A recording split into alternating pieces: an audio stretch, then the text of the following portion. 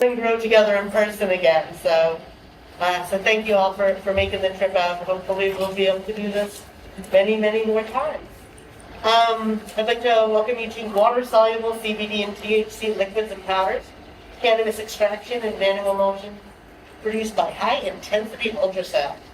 So obviously this is a very popular topic. I think, because I was literally having a conversation about 45 minutes ago about how when I first started working in medical cannabis, I spent a lot of my time urging patients to try smoking or vaping right after their doctors had told them they should probably avoid smoking and vaping, because all of the doctors encouraged tinctures and edibles as safer means of consumption. That wasn't always true when a patient tried to figure out their dosing. So this is really an incredibly important topic, not just for us as an industry, but also, as something that has the medical applications that cannabis has, and patient bioavailability for patients is really important. Really excited to introduce Dr. Alexey Peshkovsky. He's the co-founder, president, and chief scientific officer for industrial sonomechanics. Dr. Peshkovsky is responsible for defining the company's strategic direction and overseeing the development of its technologies and applications.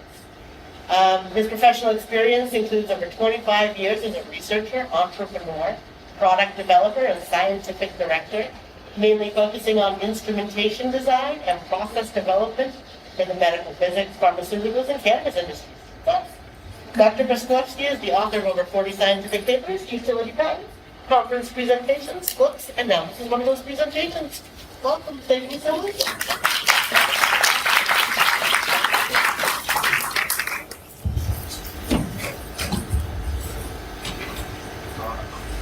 I can't walk around. No, it's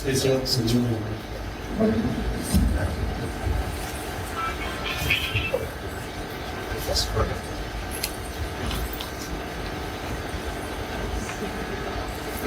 Hi everyone.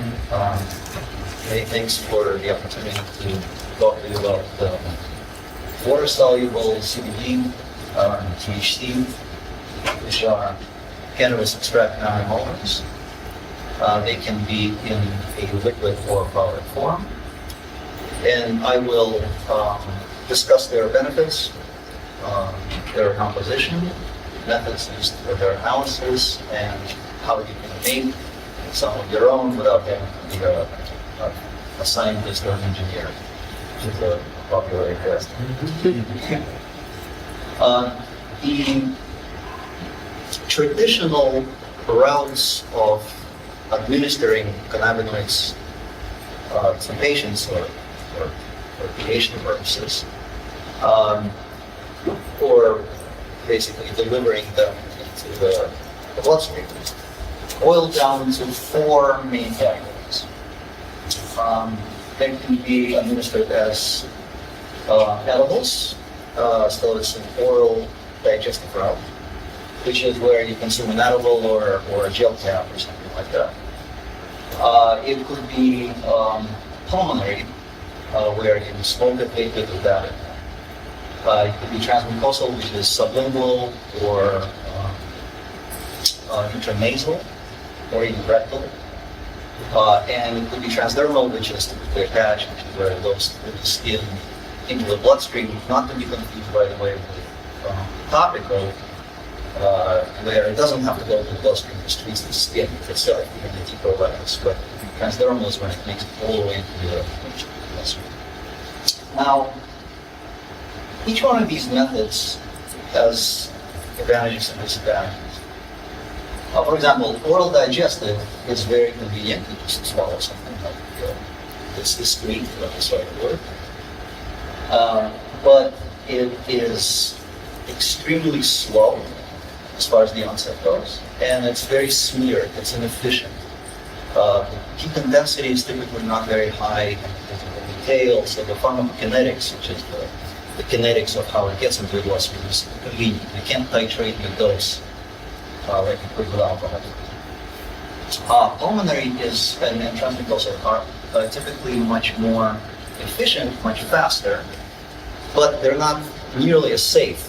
The advantage of oral digestive is that it's going through your digestive system, which the evolution basically made in such a way that gives you all kinds of checks and balances, protects you from poisons and stuff, like liver, all that. But if you're using your lungs, it's basically going straight into the bloodstream and avoids the liver. In some cases, it's preferred, but not in all cases. So pulmonary and transmucosal are faster, but they're harsher. Not everyone can use their lungs or shoot things up their nose or use rectal delivery. As far as being discreet, that's totally hilarious. More discreet. And transdermal is extremely inefficient. It works to an extent, but the bioavailability is very low. So the question is, why do they exist? For example, let's look at the alcohol industry. Alcohol can also be fake if you want it, right? You could use use intranasal delivery for it. Yes. You could make a patch, and it would go into the bloodstream if you do it properly. But I don't know anyone who does that. And that's because oral digestive for alcohol is just fine. And that's because it's quick and it's efficient. Bioavailability is very high. The onset, a glass of wine, 10-15 minutes, it's in, and then it's pretty much at the maximum in half an hour or so. Then it stays flat for a couple hours, so you know the effect, and you can titrate the dose. Another glass of wine you can have, unlike an edible where you take two, if you wait long enough, then both can give you 4 hours later in space.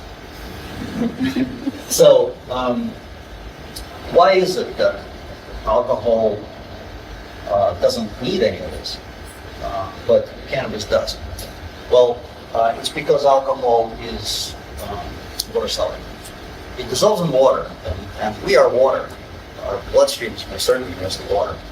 So it makes sense that to deliver something efficiently into the bloodstream, it's best to have that something be at least water compatible in the sense that it would behave as if it were water soluble. And so the case I want to make in this presentation is that you can do it with cannabis, and it does work. And probably in the long run, it's going to be the preferred method of delivery. So what you could do with cannabis extracts is make liquid or powdered nanoemulsions. Then they can be added to a beverage, water in this case. And if they're properly made, if their droplets are much smaller than 100 nanometers, and we'll spend some time on that concept. Then they go clear, they disappear into it. They're basically dissolved, except if you're rigorous about definitions of what dissolution means, technically speaking, it's not, it doesn't get dissolved, it gets dispersed. But for all intents and purposes, as far as delivery is concerned, it's pretty much the same thing. So, this is what you can do with cannabis, and you can also, let's say, this powder is pressed into disintegrating tablets, which you put in your mouth, and they fall apart and dissolve into your saliva, so it's basically a saliva beverage that you're consuming. But the pharmacokinetics is also very good for it. Or it could be a powder that you dump in liquid, or it could just be a liquid like this that you put into a beverage, or even straight. In order to understand how these things are made, let's talk about what a surfactant is. Surfactant is going to be basically the only chemistry here. A surfactant is a type of substance which has molecules comprising a part that is hydrophilic, meaning this by itself dissolves in water, and something lipophilic, meaning something that dissolves in oil. So this, I believe, is SPEN 60. It's a pretty popular surfactant. It has this head. The head is water soluble, and it has a tail which is basically stearic acid. That's oil soluble. We're gonna label it this way for simplicity. Now, if you have oil and water and you try to mix them, you could try all you want. Mix it vigorously. As soon as you're done, it starts to separate out, and eventually oil will be on top and water will be on bottom. And that's because water molecules like each other a lot, and they don't really care about the water. So they will always find each other and make hydrogen bonds with each other and expunge the oil elsewhere. And the oil is lighter, its density is lower, so it ends up and down. But if you have surfactant present in this situation, then because the head of the surfactant is water-soluble and the tail is oil-soluble, it will self-assemble this way, with the head sticking into the water and with the tail sticking into the water. Now, if you look at the situation from the water's perspective, it's seeing friendly, hydrophilic, water-soluble entities. The oil looking down is seeing friendly, oil-soluble tails. So the entire situation is much more relaxed as far as the interfacial tension goes. So this situation becomes much more compatible. And now what you could do is you can make small droplets out of this oil, which will be stabilized by surfactant and will remain stable. And when the droplets become smaller than a certain value, then for all intents and purposes, the oil is solubilized. There are 4 major categories of water-compatible oils that can be formulated. The first one is macroemulsion. Macroemulsion is basically milk. If you take oil, take some surfactant, let's say lecithin, you can mix it with lecithin and water and make something like salad dressing or some milky white substance, right? It won't quickly separate into layers. And so in a way, it's somewhat compatible with water. Now, the problem is that macroemulsions eventually separate in a matter of hours, maybe a day. They also don't really give you any of the benefits of water-soluble substances. They don't really improve bioavailability, and they don't really shorten the onset. If you make an emulsion like that, maybe you can add it to a beverage, so it's a little bit more convenient to consume. Likely with time it will separate and go to the top or the bottom of the beverage. Many people who make beverages like this go for testing, and they get very inconsistent results because it really depends on where you took the sample from. Like, you take it from the top, you're going to get 5 times the dose. Take it from the middle, there's nothing.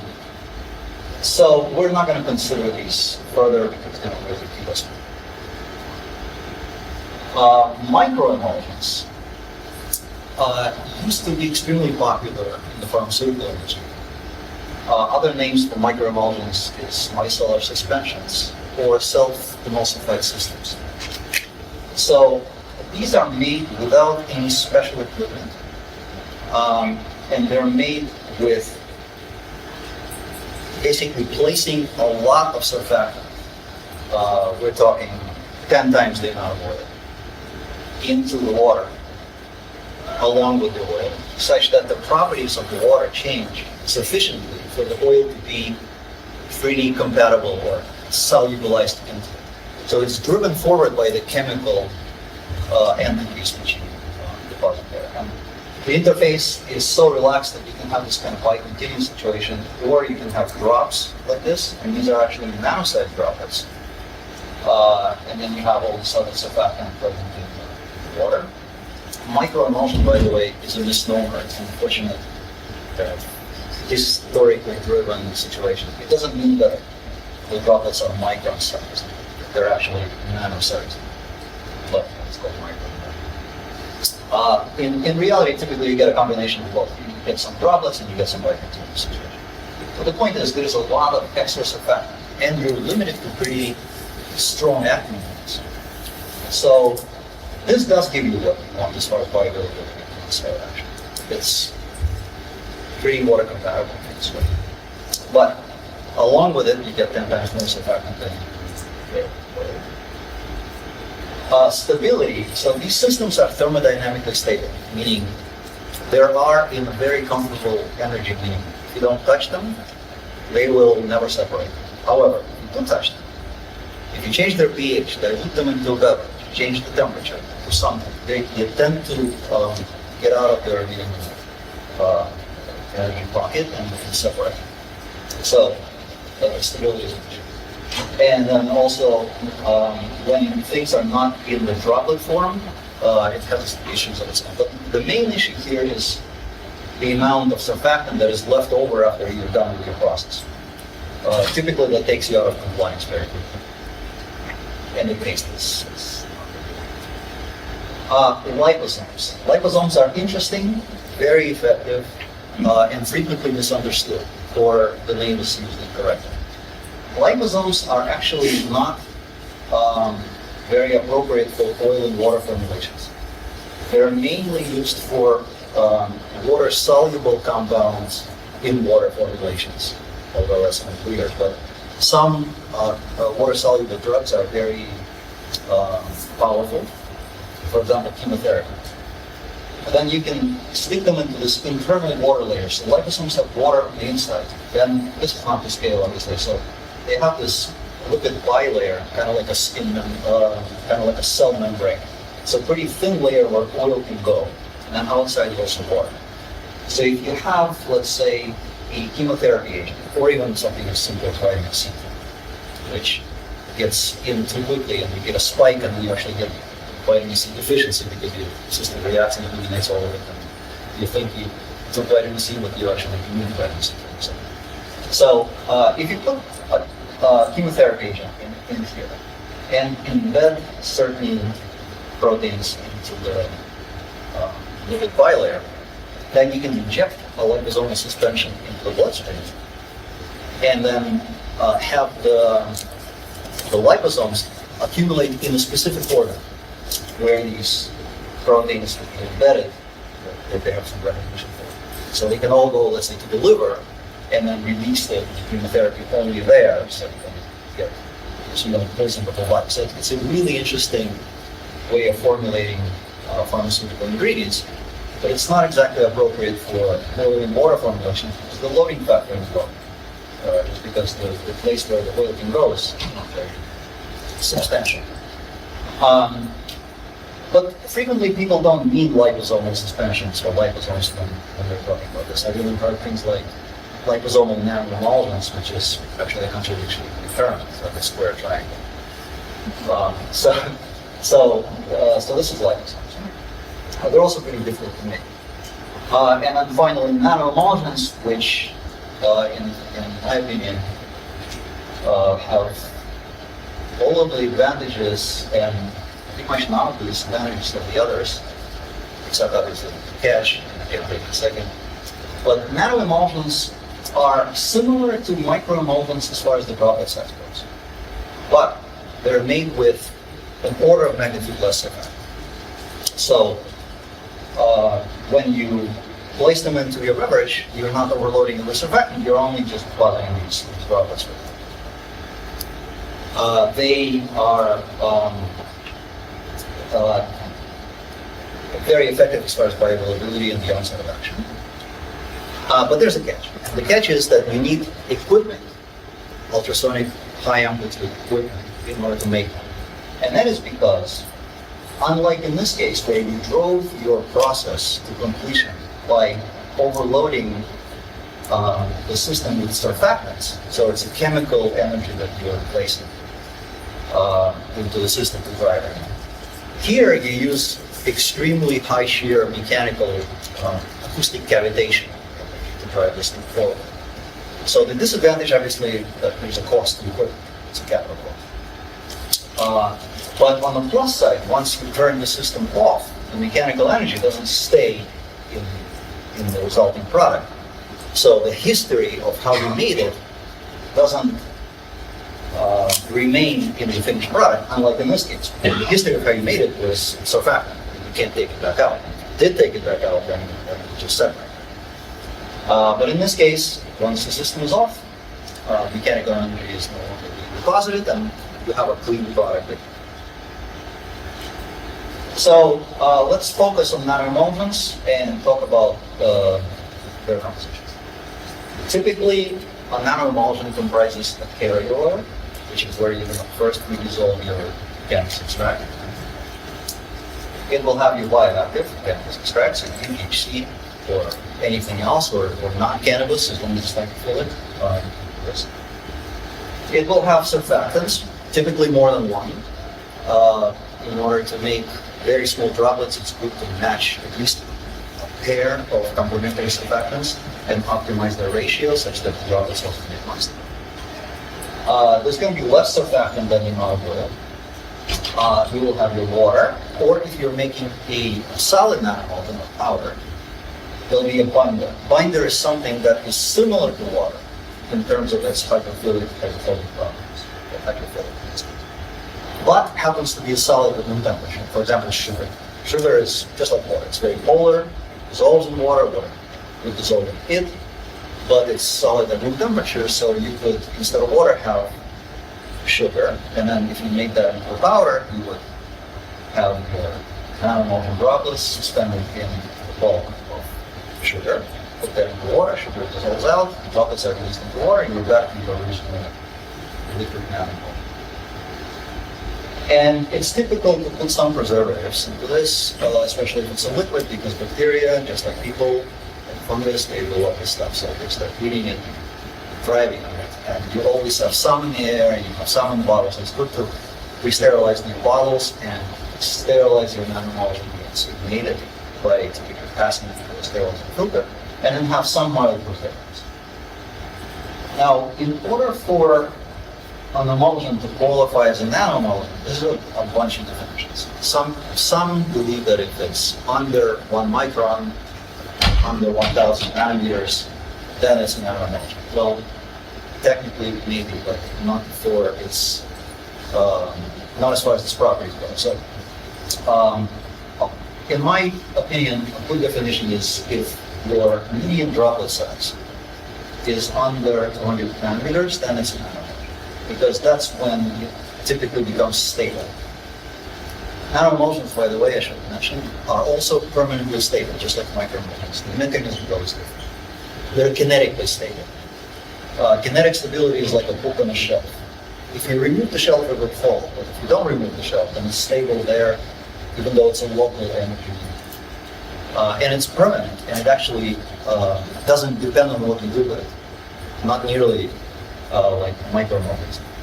You dissolve it, change the pH, heat it up, as long as you don't boil it or freeze it, and even freezing sometimes destroys. So they're very robust. But that only happens when the droplets are all under 100. Well, the median droplet size is under 100. Now, when the droplets are all under 100 nanometers, so T50 less than median droplet size is substantially under 100, something like 50. The nanoemulsions become translucent, which is extremely convenient. It's convenient because then you can save $50,000 to $80,000 on your particle size analyzer, because you know your droplets are all small. So if you don't need the exact number of what the particles are, you just want to know that it's a good nanoemulsion. As long as it's translucent, you know that it's good. And ideal, and I'll explain why that's ideal, for the median droplet size to be in the range of 20 to 40 nanometers, or 25. These are some examples of droplet size distribution. This is measured with dynamic light scattering, which is we recommend for measuring nanoemulsions with very small droplets. For nanoemulsions with larger droplets than 100 nanometers, something like 200 nanometers or so, static light scattering works very well, laser diffraction. For very small droplets under 100 nanometers, dynamic light scattering is preferred. So this is what a typical distribution looks like. It ends at about 100. The whole thing is well under 100, and the median is about here. In this case, this is a liquid. It's about 26 nanometers, which is really good. And for a solid, this is like medium power that we produce. The droplet size is measured after you place this into water, and the binder dissolves out, and this is a reconstituted nanomole. This sometimes comes up. Every once in a while, someone will ask the question, well, are these things safe? Isn't nanotechnology new? So, nanotechnology as a concept, maybe, the word maybe is the industry is so, but that doesn't mean that nanoemulsions are themselves. For example, If you take English breakfast tea and you analyze it, you get 25 nanometer droplets. It's a nanometer. Same thing for coffee. As coffee is very disciplined, it's a very nice narrow distribution of the nanometers. Lots of things have nanoparticles. Our bloodstream is full of nanoparticles. Our intestinal fluids, we're made of nanoparticles floating everywhere. So nanoparticles are there are nanoparticles that are not typically carbon nanotubes, some metal oxides. Those are to be studied. And be careful with those. But that doesn't mean that nanotechnology and nanoparticles are problematic just because they're not. Let's talk about how the process of absorption works and why a certain droplet size is the best. So when you consume an oil, it arrives in your small intestine. Nothing gets really absorbed in your stomach. Well, alcohol doesn't. Oils don't. Maybe they sit there and wait to return if you ate something else, then they get empty into your small intestine, and they arrive as kind of like a block. So if you ate a fatty meal, or if it's oil in it, it arrives in your small intestine as this big drop. So now, the inner wall of your small intestine has cells that are responsible for absorbing nutrients into the bloodstream. In order to get to these cells, you have to travel through something called unstirred aqueous layer. So there are villi that are lining your small intestine on the inside. They're hairy-looking kind of protrusions. They themselves have little hairs on them, they're called microvilli. Those are very, very tiny little structures that have the cells that are responsible for absorption. And all of that is in this water-based kind of a mucus layer that is not really moving and is basically water moving. Now, oils can't travel through that because they're not water-soluble. And these drops, they're too big to fit. So oils can't get absorbed this way. So what happens is your gallbladder generates some surfactants, phospholipids, bile salts, and lipases that come. So this is an enzyme that comes and eats this thing up, digests it, redigests it in your small intestine. When it does that, it converts it into something called mixed micelles. So these are mixed micelles. They're made from this big drop, and so it gets covered by surfactant. You see it in here. And then the surfactant ends up on the surface of these mixed micelles. And now these, they're about 10 to 30 nanometers in size. And they can fit into these spaces. So this is microvilli.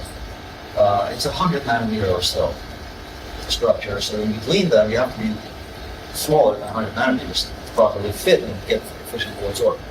Water-soluble substances, truly water-soluble substances, are much, much smaller than this because dissolving something means making it separate into individual molecules in water. So molecules are significantly smaller than all of them, so they fit very nicely.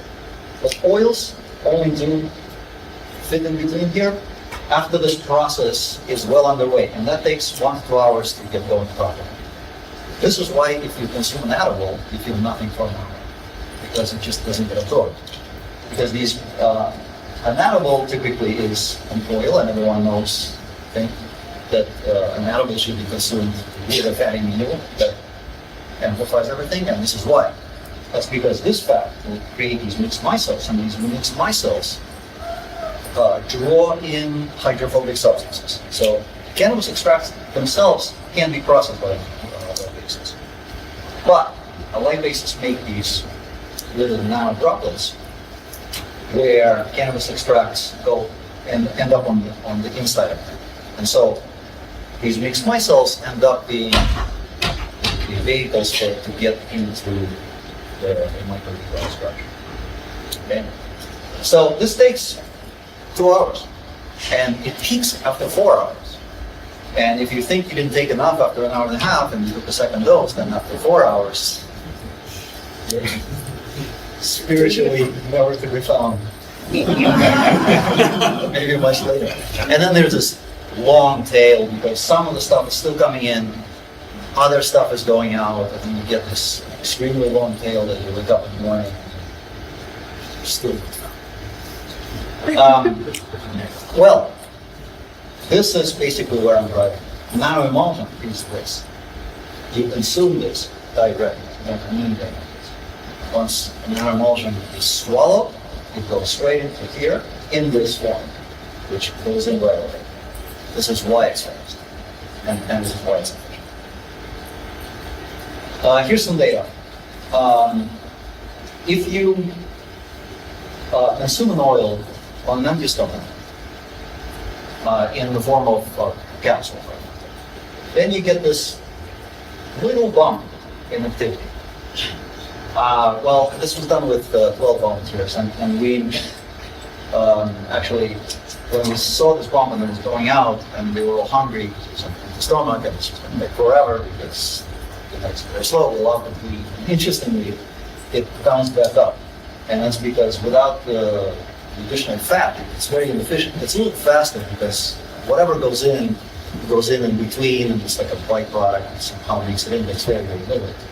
But then once you eat, you give it enough material to make mixed micelles, and then you can transport it, and it still takes about 4 hours to eat, even though it's not very. On a full stomach, it's the same, except you only get this other peak, and it's a little bit faster, a little bit more efficient. But if you consume the same dose, this is a 10 milligram,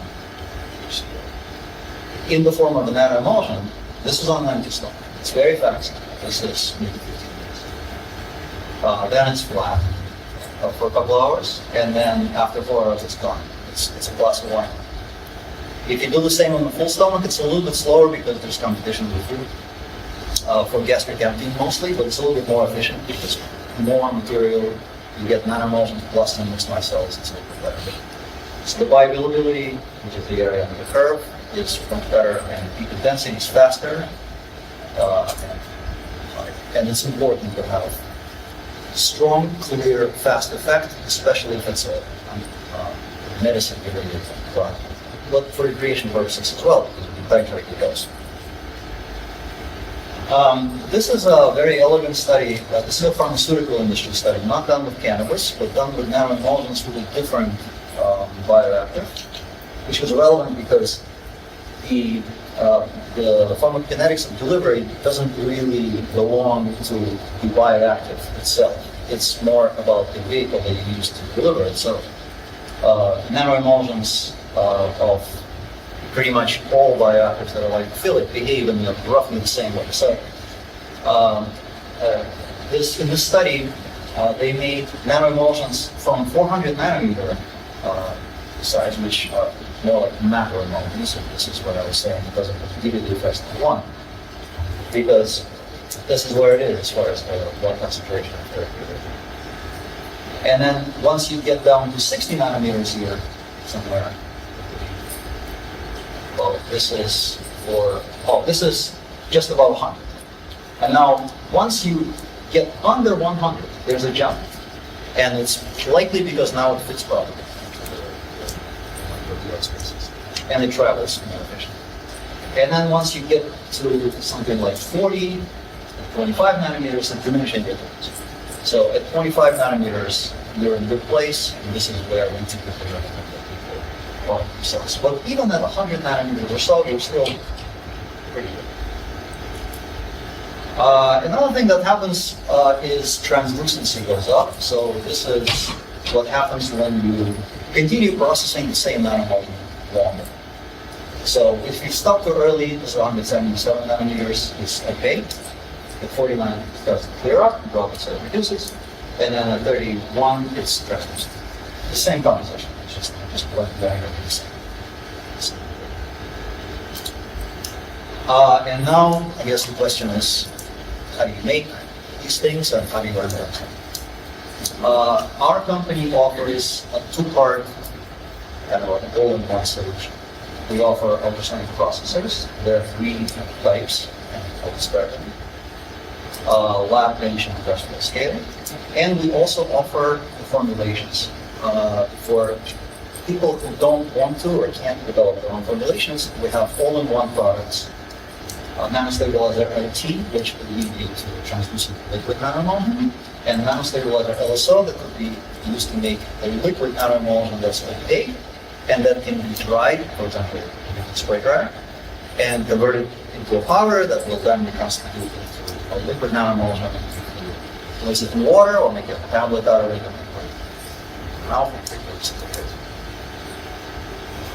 Everything is very mild, all the ingredients are food grade. In the case of nanostabilizer LSO, they can be all natural. So this is a convenient solution for those who don't have the background or the desire to work with that.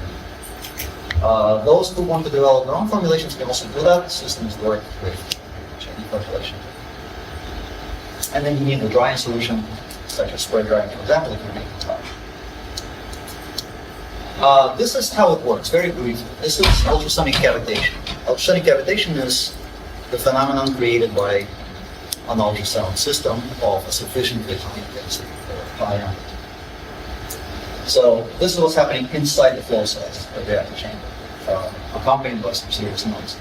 So you create vacuum bubbles in water, which grow, and this happens 20,000 times a second. They grow, and at some level they reverse and flow, and create these tiny little microjets. Microjets are very powerful, very strong currents of water that hit droplets and break them into small droplets. Now, it's important to maintain these high amplitudes, and when you scale up, so high amplitudes are possible to produce on lab scale pretty much with any system. But in the ultrasound industry, there's always been a start. As soon as you increase the size of equipment, the amplitudes always drop. This was the main technological development that led us to creating our company. We came up with technology called bar-growth technology. So this device is called ultrasonic horn. We base our systems on barbell horns, which are able to maintain the high amplitudes after you scale up. So what you don't want to happen is this. When you go from small to large, the amplitude goes small and you don't have the effect. The droplets have gotten way too big and the process doesn't go as what you want is this. When you scale up from here to here, the amplitude is maintained, but everything is bigger and the guys are very hard to it's an industrial plant. So what you want basically is this.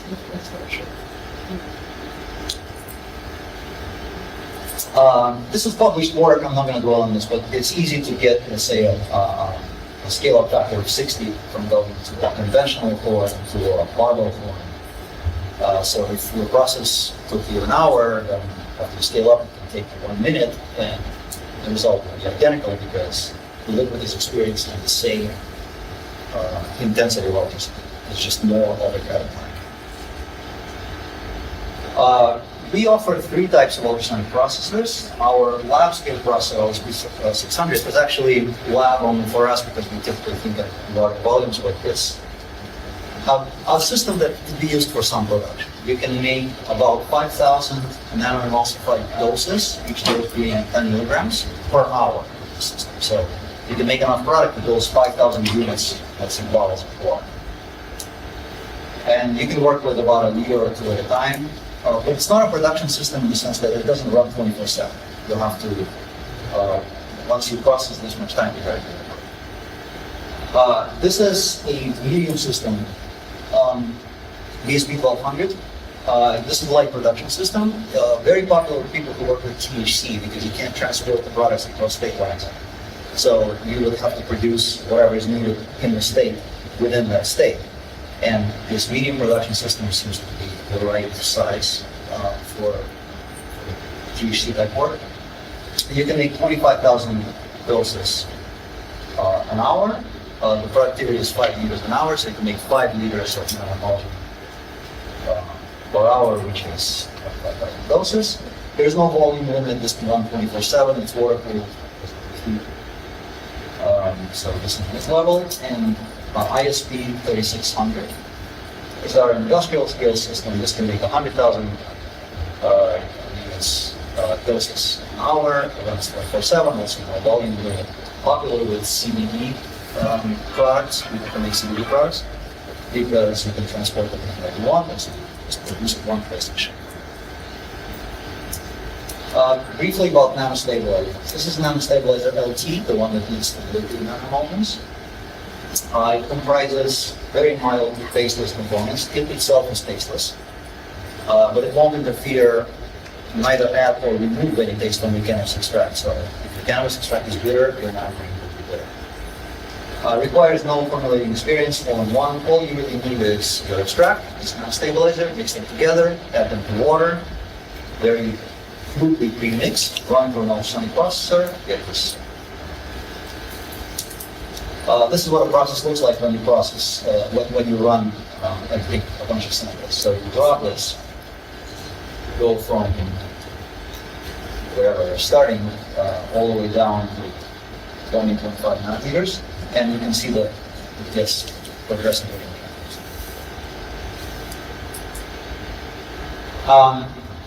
A typical question is how much nanostabilizer to use. We recommend 5 to 1. At 5 to 1, you end up with about 27 nanometer medium-sized distribution.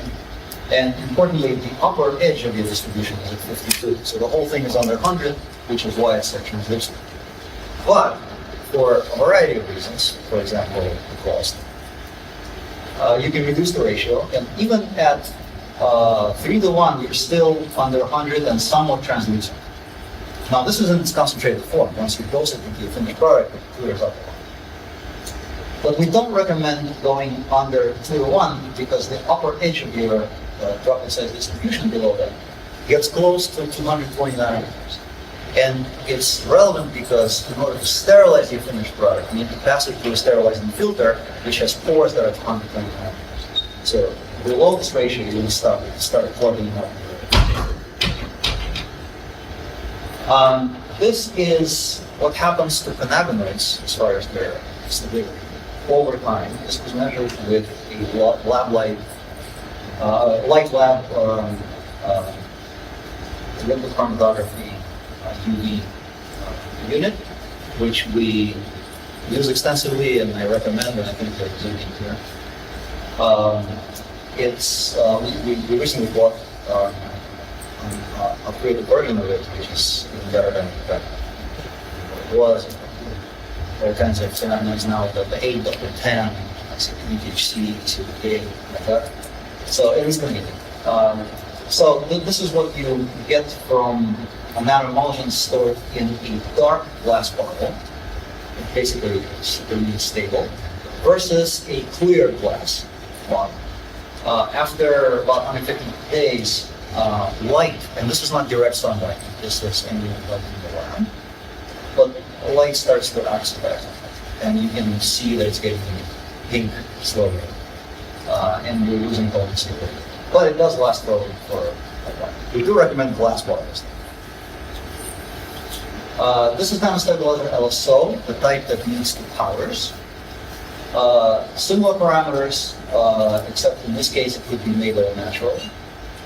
And you just need a drying solution if you're going to use it, and then convert the nanoemulsion into the powder.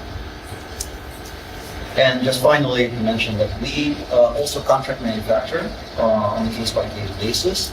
We can make liquids and solids based on nanostabilizer LT or LSO. And there's also a premium powder based on nanostabilizer LST, which we don't offer yet in the form of nanostabilizer. But it leads to powders with very small droplets, 35 nanometers of powder concentration. So this is of interest. And with this, I thank you for your attention. I thank you for your questions. Let's start with you, I think, first. Yeah, so everything that's done for we a couple different companies, nano premixes, we've been happy with the efficacy for sure, but we don't use isolates, we're using the full spectrum or broad spectrum and distillates, and we found that the bitterness that we talked about is almost exponentiated by breaking down the particle size so small. So we tried everything from front loading the emulsion with essential oils to taking our final product and trying to almost hyper-acidulate it to try and offset that bitterness, and we can even try a couple different brands of, say, like mushroom-derived anti-bittering agents, and I didn't know if you had any advice on how to, without using isolates, sort of mitigate that bitterness that we get from the Yeah, it's tough. It's a tough problem. The reason that this happens is because you create a lot of surface area. So even isolates, they're bitter. If you put isolate on your tongue, you may not receive it. But that's only because it doesn't dissolve in your saliva and doesn't become available to your taste buds. It's the same bioavailability issue. With this, you make it water compatible, and so now it's available to all of the body, including the taste buds. Actually, I think I have a slide on that. Let's see. Yes, I do. So, the bitterness, the bitterness comes from extracts. It could come from emulsifiers as well, so it really matters what formulation you use. If you use a tasteless formulation, that could really help immediately, but it won't really solve the problem completely if your original extraction. So, you could, like you said, strip it down or dress it up. Either try to clean up. So fractional distillation leaves something bitter behind always because it's a type of terpene. We haven't quite figured out what it is, but it boils at the same temperature most roughly as CBD. And so it's always kind of coming off together. So you can clean it up. If you clean up the waxes, that goes a long way. But then there's always something remaining. You can try to do fractional distillation and column separation as well. If one thing doesn't pick it up, the other will. In the end, you still are going to have some bitterness. So, I personally like whiskey metaphor. Whiskey is not tasteless, right? It has a strong taste. It's an acquired taste. But for example, I have acquired. And I like whiskey the way it is, except it takes a lot to make whiskey taste good. So I'm more in favor of not trying to hide it or run away from it, but rather formulate it so that it tastes good and not perceived as something that you tried to get away with and didn't quite get away with, and so you've discovered now, and it's like very different. I have tasted nanoemulsions made with very pleasant tasting extracts, and typically they weren't very refined. They were winterized for sure, but I found them taste pretty good. So I will go that route. But obviously you can also do things like increase the droplet size, make it a little bit less bioavailability and play that game. Or you could try to have something in the beverage that is also bitter, and then your brain interprets the bitterness not as an addition, but as a natural property of that drink. Or try to suppress it. Mushroom-based suppressants, there are other bitter blockers. You could try that. I don't know how to regulate. I think the gentleman in the back, or not. Oh, it's you, sorry. I was there. Can you talk about our new stabilizer for food grade? You said something about one of the options for stabilizer. Yes, for nanostabilizer, LSO. Only for that. Same efficacy as the other options. So it leads to larger droplets. You will get something like 135 nanometers, which is, if you remember that curve, it's not bad, but it's not as good as it could be. But it could be all natural, and it could be made into a product. So you showed one of the emulsifiers on there. It was like a SPAN 60. It was like a sorbitan derivative. Yeah. And you showed the metabolite, or at least the biological barriers getting to the intestinal lumen. Does your surfactant choice affect the downstream metabolism once you make it through the intestinal lumen? Excellent question.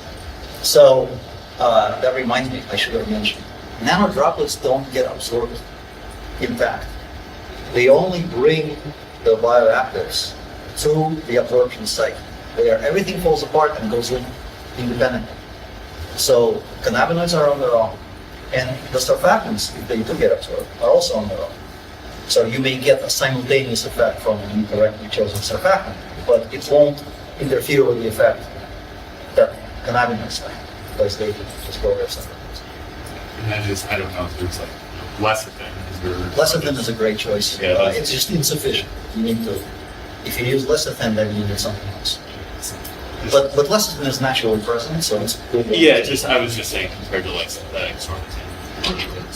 Yeah, they're synthetic, and that gives them kind of a stigma, but it's mild synthesis, and they're typically very food grade. They just don't have a pleasant taste. They taste like chemicals. Let's go to the other side of the room. I Starting would from. say that we're out of time, so if you could just get the last few questions. Okay, how many more? I'll be Let's quick. say 2 minutes worth. Okay. I know you said you recommend using glass, but a lot of these beverages are going into can. Yes. How does your stabilizer work on skin? Yeah, so cans sometimes are problematic, and it actually doesn't matter what surfactant you use almost, because they have liners that are hydrophobic, and so the surfaces of the droplets will get attracted. There are ways to deal with it. You can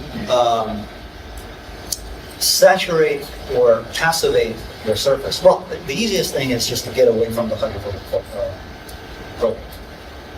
It could be hydrophilic one that exists, and that typically takes care of the problem. Now, if you're locked into a polypropylene lighting or something like that, you could try to add a different type of surfactant that is mild, tasteless, and will passivate, you can stick itself into the wall, passivate the surface. So it's a question of working through it a bit, but it's doable.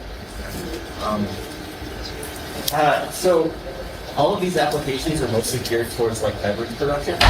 Is there application towards like other ingredients, like For sure. gummies and Yeah, gummies are made properly with nanoemulsions. There's a water phase when you make the gummy, you infuse it into that, you make the gummy, it sets in there, the nanodroplets disperse through the gelled aqueous interior. You consume it, dissolves in your saliva, much like a tablet.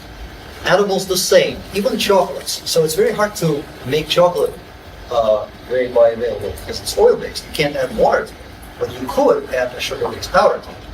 So the chocolate comes out and the powder goes its own separate way, dissolves, and then concentrates. How much for a bench top unit? It's about 30 grand depending on your on the options. I'll be happy to answer any questions. Thank you. Thank you so much.